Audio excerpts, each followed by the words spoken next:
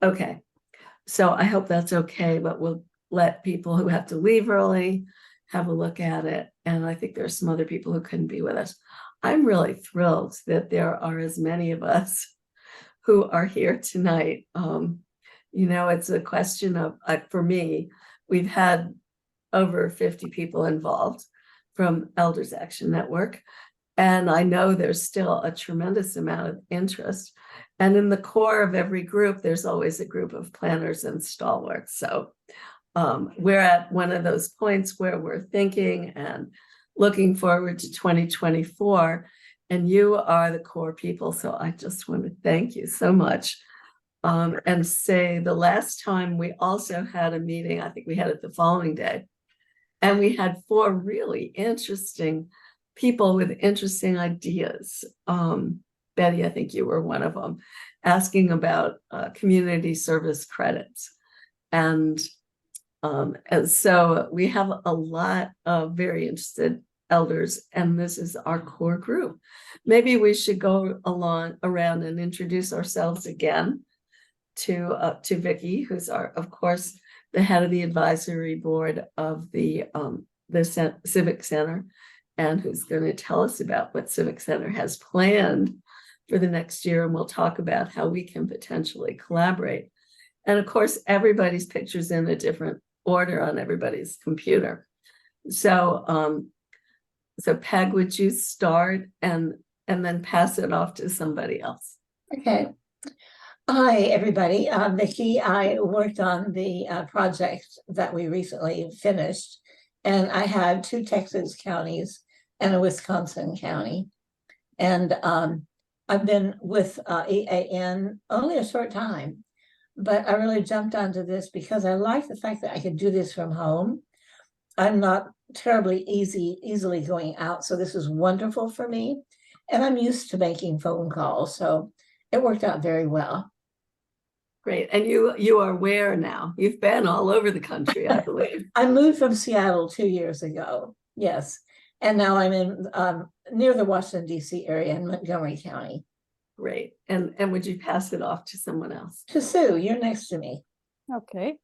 I'm Sue Sorensen from Truckee. And we had Jeff Johnson in our county who went around and spoke to each of the board of trustees or the school boards. I guess it's school boards. And when he went to our school board in Truckee, I went over and did a little follow-up. There he is, speaking of.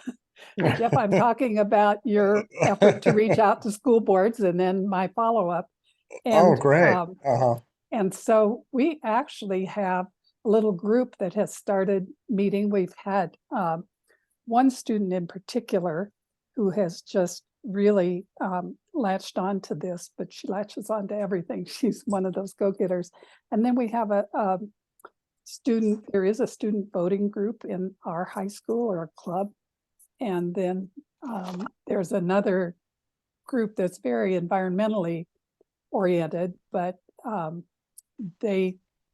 their advisor has met with us. Anyway, we have meetings going and we have stuff underway. And I do have a question about when will the orientation meetings start up again, because we have to get signed up for that at the get-go. So yep, exactly. Okay, so Sue, pass it off to someone else to introduce let's see. themselves. Who's Carol Boland? All right. I live in Burlingame, California. And I had 3 school districts in Ohio, which posed a challenge because I have a lot of stuff going on in the mornings. And the 3-hour time difference made it difficult. But fortunately, for part of that time, I was visiting my sister in Chicago, which at least was 1 hour away instead of 3 hours away. And I was able to make those calls. And Sue, I'm actually, and Jeff, really, I can go to my local school. I know that they would be, well, I don't know, but I think that they would be very receptive. And I know how to find out who to contact. So I will take I will take that. Right, and pass it off to someone else, Carol. Okay, well, Jeff. Sure. Well, I've been talked about enough. But I'll say that I've been involved in the Civic Center program and the youth voter session registration drives in two ways. First, I took a phone list for some school districts in Arizona, Cochina County, I believe it was, and and everything went according to plan. I got the names of the schools, and I called the schools and got the names and put it into a table and sent that off, and all went according to plan. Uh, I would say it probably took me a good 8 hours or so to do that, and I got some 10 schools. So that's one aspect, and no surprises. I don't really have anything to share on it. And then the second aspect, which Sue has already talked about, is going around just directly to the school boards, which aren't on a Civic Center supplied list. Just finding in your own community, your own school board, and and then finding out, who the who's on the board, and then there's a letter that or a message that I've written, and so I send them all an email about what I'm going to come speak about at their next board meeting, send that to them on email, and then I go to their school board meeting and read the very letter that I already sent them.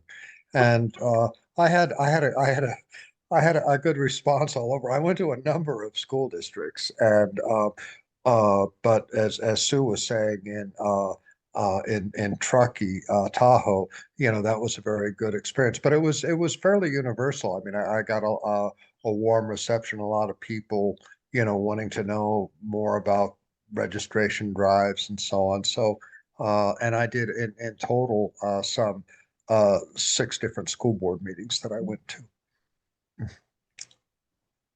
Great. You have to pass it off to someone else, Jeff, to introduce themselves. Okay. Okay. Oh, it looks like. Okay. How about Gene? Hi, Hey. I'm not sure what to tell you. I got a 7 people to call in Arizona, and I only talked to 3 of the actual people who were responsible, and I believe, and 2 of those had either something else going on with, in one case, the League of Women Voters.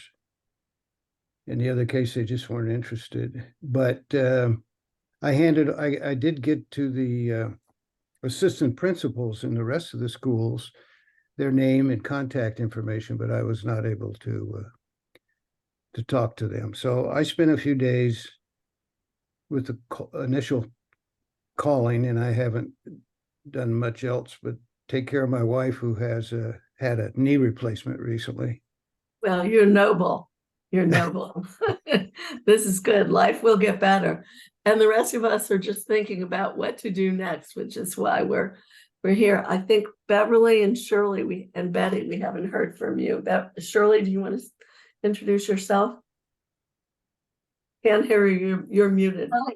Hi, everyone.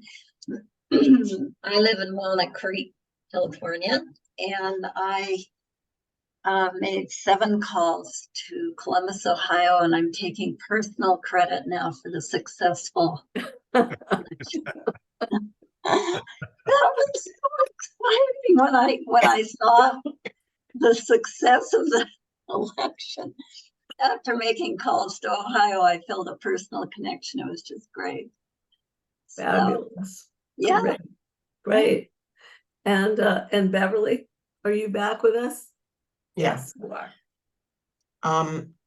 So this, I missed the question. So this is about the high school. Just introduce yourself. Where do you come from, and where do you come from relative to our program? So Beverly Janowitz Price. I live in Phoenix. The high schools I called, I don't know what state they were in, because one of the high schools was called Wyoming High School, so I got stuck on Wyoming in my mind, but it wasn't Wyoming. I had a really hard time connecting with people, but there were 2 or 3 schools where I got in contact with the person and they seemed interested in the information. I don't know what happened after that. Okay, but Vicky's gonna give us a little response, but Betty and then John.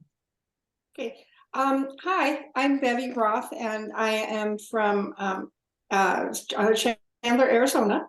And I called schools. I had about 10 names. It took me, I don't know, probably 8-10 hours, something like that, to do it. I did finish it, and I found one school that signed up, which I was really glad that they were running their drive. And so that was good. I had something else happen that had to do with school boards, but I don't know what came of it yet. But I went to my local Democratic club, and it was a meet the candidate thing, where the candidates were there, and the person who was one of the people who was running for superintendent of Maricopa County Schools was there, and I mentioned to her the Civics Center program, and didn't they want to get people registered in the high schools? She's also superintendent of another district presently, so it may affect that more. But and she seemed really interested. Now, I don't know if she followed up on it or not. I turned it over to Teresa and I guess Vicky, but I think Vicky turned it over to someone else. I don't know if anything happened. Anyway, so I was surprised that she was so responsive to the need to get high school kids registered, so I was very happy with what happened. I'm glad for that one school. Yeah, one school could mean hundreds of voters. John? John? Yeah, yeah. Sue and I had, I think, 6 or 7 high schools in the Hamilton County, Cincinnati region of Ohio. We connected with all, we tag team, obviously. And, it was fun. I would say it was fun. It's easy. And the other thing was we followed up, or Sue did, relative to our local county here in California. And our district has a statistic that less than 35% of the young people vote here. So this is the right place to get people out to vote. And our election, our district congressperson is a Trumper, and it was a very close election. So we think maybe we can make a difference if we could get a lot more young people here in this district registered to vote. And it turns out we actually have 2 schools. There's the Truckee School and the Tahoe, North great. Tahoe school that I'm working with. So Great. I think you guys and Jeff and Betty, fact is, we're all close to these high schools and we have so many ideas, and I'll just say, and then turn it over to Vicky, we're just at the beginning. I mean, part of what became really clear to me after we got through our little project, during which my eyes never went later than the end of September. But now I think, oh my gosh, we're just at the beginning. We should be looking forward, not just to forever, but certainly to the 2024 election, to the kinds of drives the Civic Center is going to be pushing for and supporting between now and the end of this June, and the kinds of things we can do. I mean, it was really clear to a lot of us who are making these phone calls that, it's one thing to make the first phone call. Some of these people may do drives in the spring if they didn't do it in the fall. And what's more, they've got a phone call, they've got some outreach. We and others can support them, and hopefully with real support, many of these high schools will continue. So it's not a cold call next fall. Oh, with that, Vicki and I talked a little bit a few weeks ago about, I guess it was just last week, about what the Civic Center is likely to be doing. I have some summary slides which we can use at the end and edit, because I'm sure we'll have some changes. She's seen them, but I think what I want to do is have something concrete for us all to take away, so we know, even though we're in this period of thinking, we know what's likely to happen starting in January, and what are some target dates. So, Vicki. Thank you for being with us. Well, thank you all so much for being here this evening. It is so heartwarming to hear about all of the work that you all have done and really impactful work. I'll say that, for example, in Ohio, I think on Thursday, we're having an educator forum. So a training workshop that's specifically for educators in Ohio. And I know that the work that you all did kind of laying some seeds for this kind of effort is helping to drive turnout for that event. We've done one of those events in Southern California, and it went extremely well. So we are planning more of them for the states in which we are working. Probably Wisconsin and Arizona will be next. We're also able to hire a few additional staff people, which is terrific, to follow up on all of the wonderful contacts that Elders Action Network and other organizations have gathered for us. So we've got new organizers starting in Wisconsin and Ohio, and I think Pennsylvania. So that's wonderful. And again, the work that you all did gives us at least a place to start. Because so often the difficult thing with getting into a school is identifying a person who will be receptive to our message.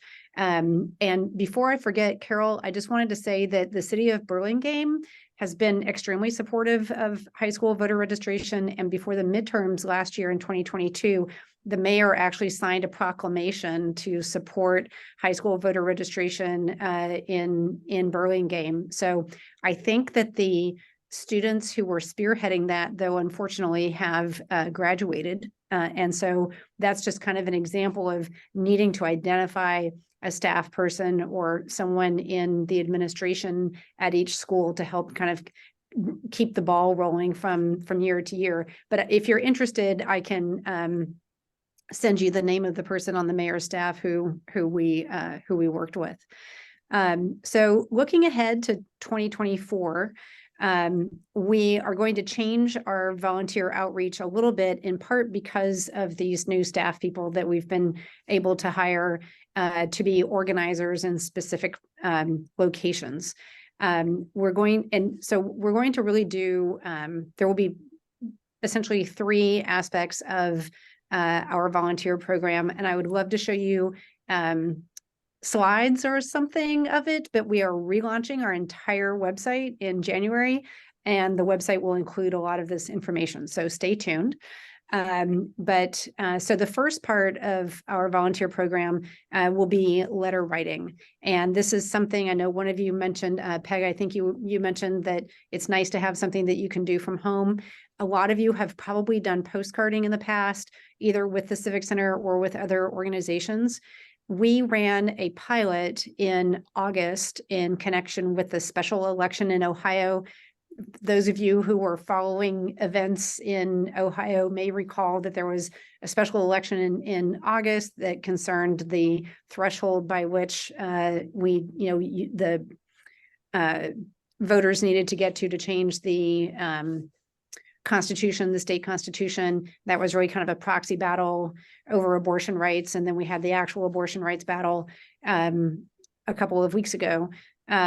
So in connection with the August special election, we sent letters to progressive mothers of teens, of older teens, and asked them to ask teens in their lives to register to vote. And in Ohio, now that we're past this election, anyone who will be 18 in Ohio by November 5th, 2024 can register today. So 17-year-olds, for the most part, any 17-year-old in Ohio can register to vote now. So we asked, and anyway, we saw in comparison to the postcarding that we've done, and we've done tens of thousands of postcards in connection with the last several elections. In connection with postcards, we found that these targeted letters generated terrific responses both on our website and to the voter registration portal that we have on our website. The letters included a QR code that go to our portal. And I mean, the traffic was just really impressive. So, so we have decided, Therese, you have a question? No, just a comment when you finish at Okay, the end okay. of the topic. So we've decided to expand on our letter writing campaigns. We did another one to in connection with the November election in Ohio, and had similarly really positive results. So starting in January, and Therese, I just want to explain a little bit about what we're doing, and then I'll Yeah, come back sure. to your question. Yeah. Starting in January, we're going to offer monthly letter writing campaigns that will be targeted to specific states where we are working, and targeted to specific actions in those states. So it may have to do with the primary and registering to vote in time to vote in that state's primary. It may be in connection with cap, gown, and ballot, which is our spring effort to ensure that graduating seniors register to vote before graduation day. And we'll key each letter writing campaign to a timely event in that state. And again, we'll be targeting primarily mothers, although maybe also some fathers, who are determined by the company from which we buy our lists to be progressive politically, and the parents of older teens. And we also, as I was telling Therese, would be happy to do a letter writing event for organizations like yours if you want to participate as an organization, separate and apart from the monthly events that we'll be offering at the Civic Center. So Therese, what was your comment? Yeah, my comment was I did write some of those letters, and I would tell you that I've done a lot of postcarding, which had the nice aspect that it wasn't too difficult. But these were very easy. And when I hear letter writing, I think about all the letter writing campaigns where we have to compose it ourselves. And it's sort of, oh no. Your letter writing was much easier because it was print out the letter, write almost as if were a postcard, a salutation and a sentence, and then sign it.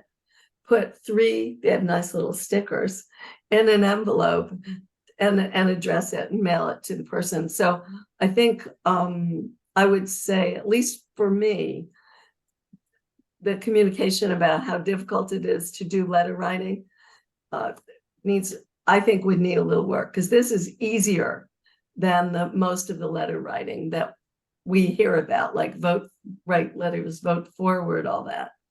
Just a thought. And I would tell everybody, it's really pretty easy, and it's lovely to hear it has an impact. Thank you so much for that. Also, Trace, the stickers had a QR code on, and the team could put their phone on that QR code and register to vote. It was fabulous. Yeah, and they're nice stickers. Fabulous. Well, I have some because I didn't finish all the letters. Carol has that comment. Carol? Yeah, so I'm not familiar with writing. To whom are these letters being sent? Yeah, so what we do is we buy lists of people that are available from third-party vendors, and these vendors will package lists in any way that the buyer asks. You know, if you own a lawnmower, you might be on a list of people who own lawnmowers, or if you play pickleball, you might be on a list of people who play pickleball, that someone wants to market something to you. So we pay for the lists, but they're not very expensive. And what we found actually is that the cost of the list is pretty much defrayed by the difference in cost that we have been paying for postcards, because the postcards themselves are pretty expensive for us to print, and then we also have to send them. We do charge for the postcards, but it's not to make money. It's really just to try to recoup some of our costs. It's also very administratively, though, more cumbersome than the letters, which folks who are writing them can just will just be able to download it from our website and print it out at home. So there's no delay in waiting to get postcards, for example. It will be, I think, much easier on us as an organization, as well as easier for the people who are writing the letters. But who Who are these letters going to? They're going to progressive parents of older teens who Okay. are hopefully, I'm not sure how they define older teens, to tell you the truth. But the idea is that the person receiving the letter will know people in their lives who are eligible to register to vote. In the past, we've sent postcards to 18 and 19-year-olds who are on a voter roll already, because that's where we got our list from. We're from existing voter rolls. And we would ask them to ask a friend to register to vote. And we found that sending the letters to a parent and asking the parent to ask a teen in their life to register to vote yielded much stronger results on our voter registration portal, which that QR code goes to. And like Shirley was saying, the kids can just use their phones to go to the use the QR code to get to our registration portal really easily. Thank you. Of course. So that will be launching in January. And I think Therese and I have already talked about putting together a date for Elders Action Network to do a letter writing effort toward the end of January. And hopefully we'll have a date for that sooner rather than later. Then secondly, some of you might have heard me talk about our volunteer toolkit in the past. And for example, Jeff might have used our volunteer toolkit in connection with his outreach to school board members of the school board in his area. We include, for example, sample emails to send to principals or superintendents or board members about the Civic Center's programs. Well, we're going to be folding the volunteer toolkit into our new website, and it will have new functionality that will enable people who have connections with their local schools. Maybe you have grandchildren who are at, maybe it's not your local school, but you've got grandchildren in a school somewhere, and you feel a connection to that school. You'll be able to use the tools available on our website to reach out to those schools and encourage them to participate in Cap, Gown, and Ballot and High School Voter Registration Week, which will be next fall, just before the 2024 election, and to encourage students and educators to attend one of our workshops. And one of you asked a question about when our next orientation would be. I'm not sure if you meant for volunteers. Sue, that was you. I'm not sure if you meant for students in terms of training, or if you meant for volunteers. No, it's for students. The thing is, you have to attend one of those, and then you Right, do something else and something else. So we are going to be, I think that there's one more this week. And then after this week, I don't think that there will be any more for 2023. And then the one that's this week is for, it's for educators. It's not your normal one. Well, there are two, there's one for educators and there's a regular one this week also, I believe. There's one for Ohio educators, and then there's one for students, I think, also on Thursday. I could be wrong, but starting in January, we'll be having them at least once every 2 weeks. And anyone who can gather a sort of critical mass of students, I think that we're going to set it roughly at about 20. If there's, for example, a school group, a sports team, a church or temple group or something like that can amass 20 students, we will always do a workshop for them specially, but our workshops will be at least once every 2 weeks, and probably more often as we get closer to Cap, Gown, and Ballot.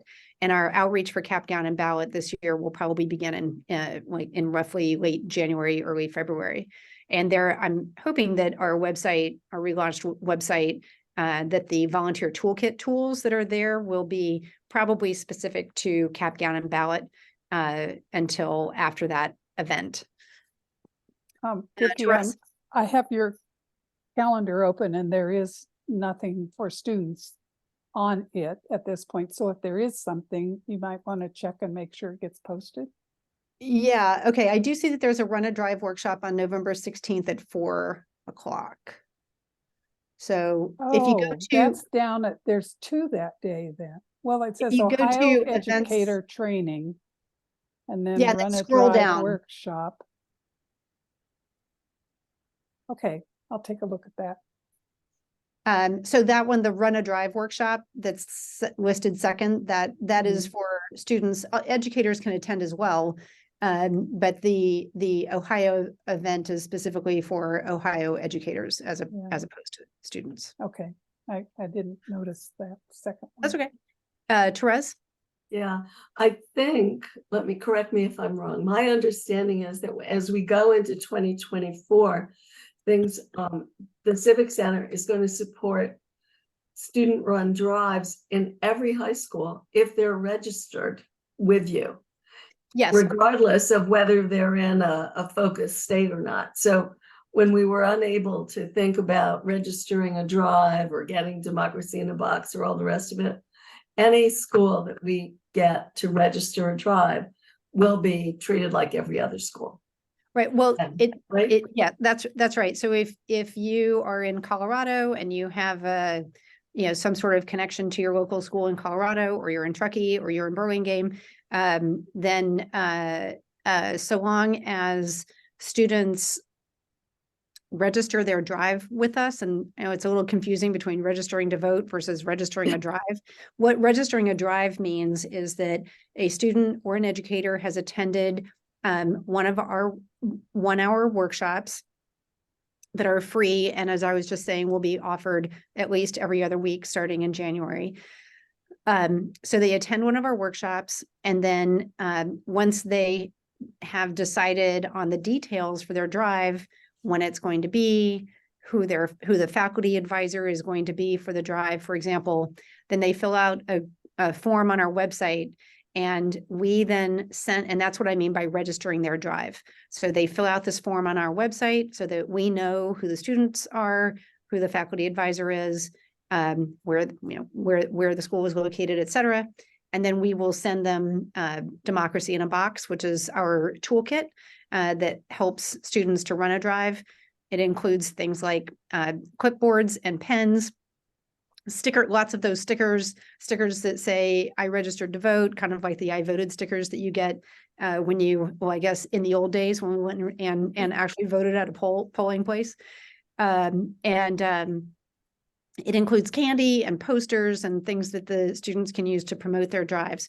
So yes, thank you, Beverly, so much for being with us. So yes, any student in the country can attend a workshop, and we will happily send Democracy in a Box to any school that requests it. Again, it is, though, critical that the students identify a faculty advisor at their school, because that is where we actually send the box, is to the faculty advisor, not to the students. And also it helps to ensure that there is some continuity in the school from year to year. Sue? What are the clipboards used for? So we strongly encourage students, when possible, to use paper forms. And that's for a variety of reasons, but it's hard to fill out a paper form, especially if you're, let's say you're walking around a cafeteria or something like that. It's easier for the students to fill it out if the form is attached to a clipboard.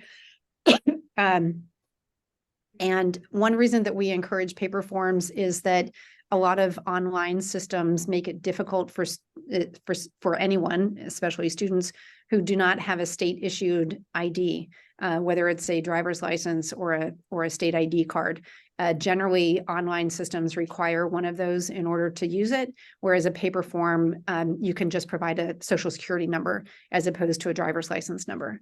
So it also makes it easier for the students to count essentially how many people they register to vote. And it's a little easier if you have faculty or trained students who are helping others to complete the form. If they have questions about it, it's easier to do that with a paper form than it is with, someone filling out a voter registration application on their phone. So we generally encourage paper applications. But you said your QR code would go to the registration thing for that city or that state? So for example, with the letter writing campaigns, they'll include the QR code, but that is to help people register to vote outside of a school drive. So if you're a parent who receives one of those letters, you can show the letter to your 17-year-old child or to your neighbor across the street or something, and they can easily go to our portal to register to vote. We encourage people to register however they can register and however it's easy for them to register. But in school-based drives, we tend to encourage students to use paper forms. Not to say that they have to or that they always do. And some states make it difficult for students to return the forms or have kind of cumbersome requirements for returning the forms. In California, by the way, you have to return the forms within 3 days. And so that's again, why we encourage there to be a faculty advisor to help with things like that. So it really just depends on the students and on the schools whether they want to use paper or online. And then we've got 9 states that still do not allow any online voter registration. So obviously in those states, there's only paper forms that are available. Therese? Yeah. Did you say that on the paper forms, students collect handwritten Social Security numbers? Yes, they do. I mean, Do they really? Oh yeah. I'm surprised. That's what is required to register if you Wow. don't have a driver's license or a state ID number. Wow. Okay. Yeah. I mean, of course, we talk about privacy and, students shouldn't be taking pictures of anyone else's Let's say. registration form or something like Yep, that. yep. And we have never had an issue like that that's come up. But more than half of students don't have a driver's license or a state ID, and so it's if you're only registering online, then that presents another hurdle Right. to registration. Okay, so the third thing that I wanted to talk about just very quickly is that I think that we will probably have I want to say ad hoc volunteer opportunities as we go through the year, and I will certainly raise those with Therese when they come up to see whether it's something that your organization wants to be involved with. We have a small group of volunteers right now in New York who are doing some outreach that's specific to a new New York law, excuse me, that requires schools to adopt high school voter registration policies at the school board level. As any of you who receive our newsletter might see that Michigan just Michigan just passed in its legislature a pre-registration at 16 law. And we are encouraging our supporters in Michigan to ask their governor to sign the law. It'd be great to get it into effect before 2024, because currently in Michigan, you have to be 17 and a half before you can register to vote. So if she quickly signs that into law, then suddenly there will be a bunch of kids who will be able to register well in advance of next November's election and make sure that they are signed up and eligible to vote before next November 5th. So I will absolutely let Therese know when we have opportunities like that come along. So are there any questions based on, I think we maybe addressed things as they came up, but. Anything else? Okay, so let me just say, I regard you guys as my core. Like I feel Democracy like champions. you are democracy champions. You are people to whom I will appeal as we need advice and help. I feel very much like a coordinator. But if you're on notice, I'll be asking you for feedback and ideas. Let me show you oops, that's not it. Let me show you my summary of where I hope we are. Is this it? No. Yes, this is it. Okay. Okay, whoops. Excuse me.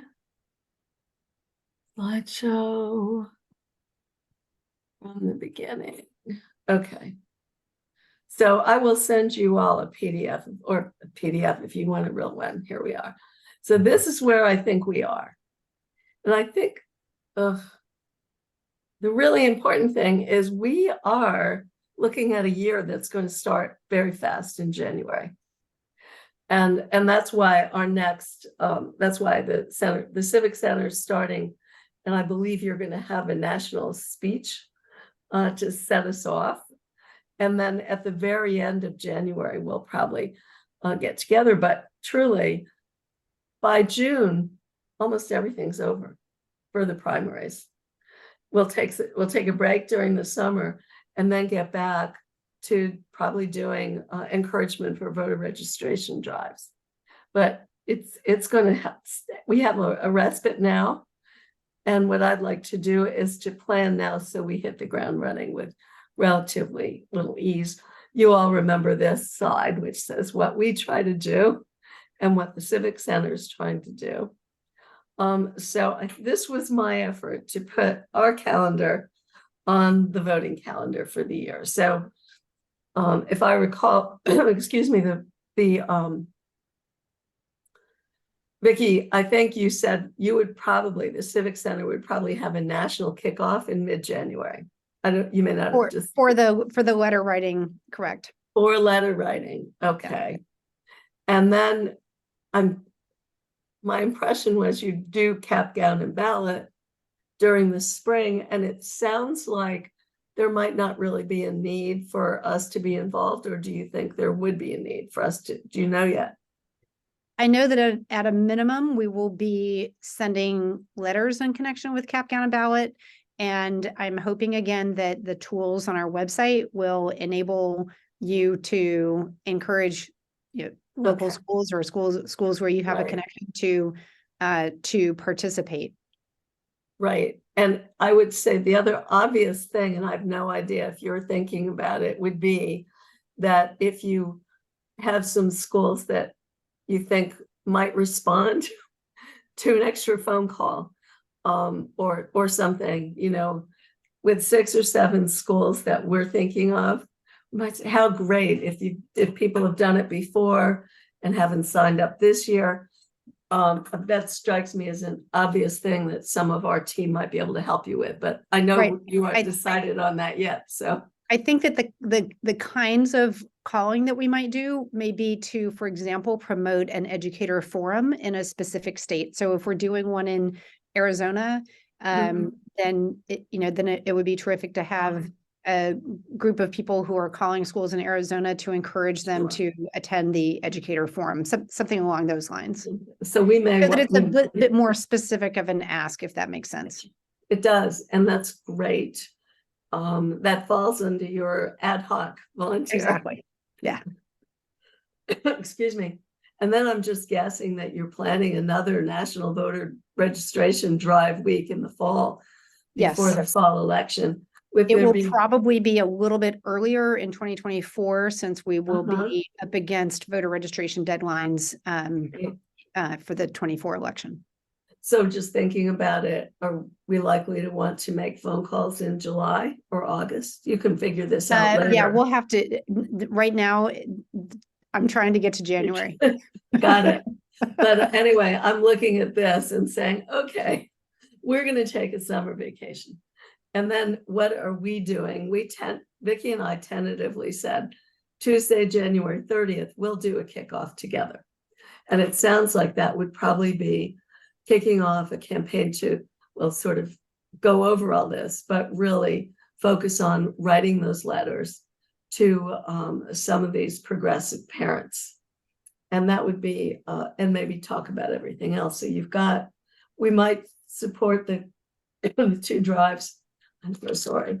The letter writing campaign. We have a number of people, and this is really our folks reaching out to school boards, to teachers to encourage them to independently start these drives and register with you and benefit from your resources. This is something with Jeff and with a few people who've been working locally. We should probably, we should talk about how we can support others in our organization to do more of this. Yep. And then I just put other, because what I've noticed is we have a lot of very creative, very committed people, and I'm sure we'll find some other things. Does that look roughly right? So there are 3 major things we're talking about. Yeah. Okay, with a January 30th. being the next focal point for a time for us to all get together. And we'll do some publicity ahead of time as well. Good. John, what do you think? Who John, you asking? Who you asking? does that make sense? Yes, it makes sense. Yeah, I'm with you. Okay. Yeah. All good. Well, we'll put a publicity campaign in place and we'll see how well we do. But I think we'll do pretty well. And it's very nice you'll be doing it. I'm going to stop sharing because that's all I have. Oh, is that all I have? No, I wrote it out this way too. And some of you, I would love. I mean, I'm trying to keep the administration of this thing to a minimum. But if anyone is willing to help, and I know Peg has said she would, just to do a little bit of, are we on the right track? What are we missing? So that I'm not in this alone. I would love to have 1 or 2 other people on a leadership team here with me, because I'm better with colleagues. And the other thing I will say, I'll put this on here before I send this to you tomorrow, is if you haven't already, sign up for the Civic Center newsletters or emails. They're great. They've been wonderful. I'll put the link in the chat. Thank you. Vicki, I'd like your email address too. Sure, I will put that in there too. And all right, there's my email. Sorry, I'm working off of 2 computers here. So let me get the newsletter link.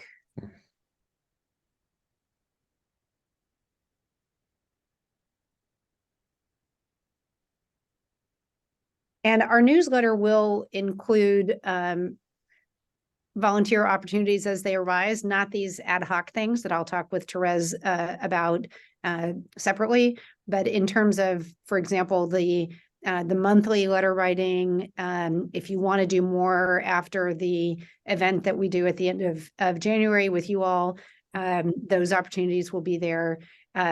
Things like specific events in certain states and that sort of thing will all be announced in the newsletter. Great. Yeah, we'll definitely keep meeting roughly every month and sharing all those opportunities. Jeff, one of our leaders. Yeah. Whoops. Oh, I'm hi. sorry, I have to leave. I'm just gonna. Thank you, Okay, Sue. okay, thank you. Yeah, Oh, I just want to compliment the Oh, yeah. newsletter that I've been getting the newsletter for some time now. And Oh, what good. I find very helpful about it is that it tells me about the election voting and environment along youth voting rights and so on. And so it helps to keep me well informed on something that I need to stay well informed about. So I very much appreciate that. Great. I'll let our team know that. I'm sure that they will be happy to hear it. Great. Good. Well, in that case, I think we finished before our deadline. Happy Thanksgiving, everybody. Thank you. Thanks again so much for all of your support and interest. It's really a privilege, Vicki. We are delighted. So thank you. Have a great holiday. And Thank you, too. and Trace, please Yes. get healthy. Oh, thank you. This lady has COVID, people. I do. Oh, And I'm so and she's sorry. doing all this. Take care of Oh. yourself, please. Thank you. Yes, I'm trying to treat it as a welcome retreat. That's a My great symptoms attitude. at the Love it. moment are very light. So with any luck, that will be its main impact. Well done. Thank you. Feel Bye-bye. better. We'll be in touch. Bye.